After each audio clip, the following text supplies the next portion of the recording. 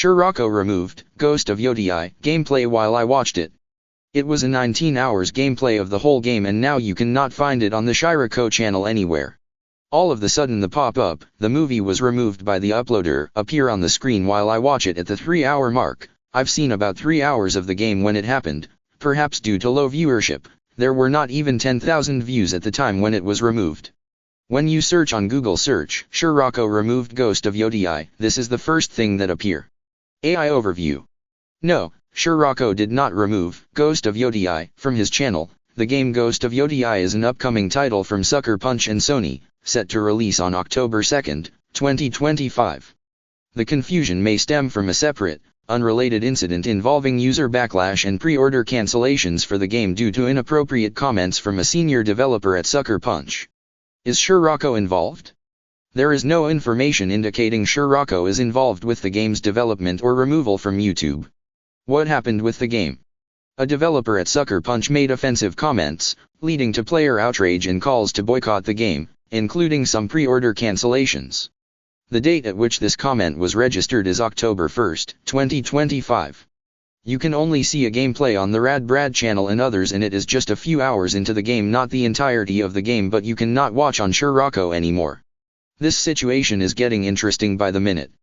Another film called Ghost of Yodi, all bosses with cuts scenes ending, 4K 60 FPS, PS5 Pro, posted by Exoghost was removed from YouTube. It appears on YouTube search but when you click it, it says that it was removed. What is going on here? The developers send email to these gamers to remove movies containing certain aspects of the game, especially the ending? What they do not want us to see before launching. I swear, every time they launch something, the shills goes nuts. Now on October 2, 2025, 20 or so hours from its removal, Scirocco put back the full gameplay of Ghost of Yodi, which begs the question, what was the point of this whole situation in the first place? An exercise in futility, who holds the power of decisions, to show who is the boss?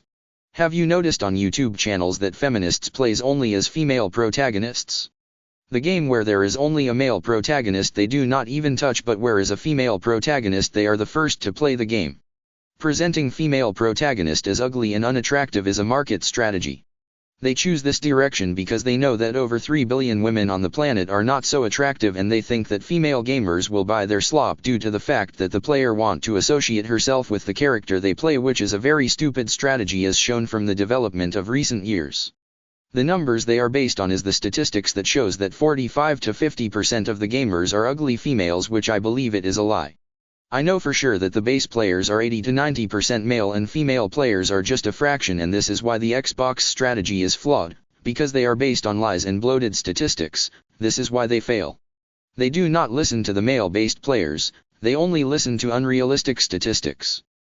The new Witcher Season 4 has been dropped and like usual the women are the main protagonists, Ciri and Yennefer are the masculine drive force, Geralt is just there because it's implied in the title. For glory's sake! War! I listened the other day Joe Blankenberg, Imperatrix Mundi, which was adopted by Warner Brothers in the third trailer of 300, Rise of an Empire, and I thought, there exists still good music in this sea of shallowness. I've just seen the trailer to Die My Love with Jennifer Lawrence and Robert Pattinson. It is a story about domestic violence and psychological trauma. Fun. I've just seen the trailer for A Knight of the Seven Kingdoms, a spin-off of Games of Thrones. They didn't learn anything from Season 8? It looks cheap. Besides that, nobody cares for Games of Thrones nowadays. The not-so-final trailer of Predator, Badlands, has been dropped and I do not have to point out the obvious, it will flop. Let's add another failure to the collection. Another trailer I've seen is Mercy, where Chris Pratt is sentenced to death by a judge AI played by Rebecca Ferguson. These people are on crack. If AI would run everything, what would remain for men to do? I don't think that men in charge would give up power so easily. They tell us that they do, but in reality they don't. A little late, I know, 2 months, in fact, late. I've seen the trailer for After the Hunt with Andrew Garfield. The same Andrew Garfield that told us that we have to be educated. These people have high regards about themselves and they believe that are smarter than us, that we are preschool boys amazed by their pretentious discourse.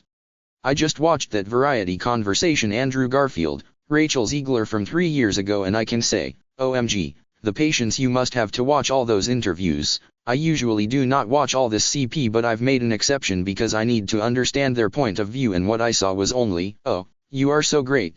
No, you are great. Let's talk about me now. A never-ending cannonade of self-praise and high regard for themselves. These people suffer from selective reasoning. They choose only what is in accordance with their beliefs and brush off what they disagree with. Yap, I didn't miss a thing not watching all their so-called interviews. They say absolutely nothing.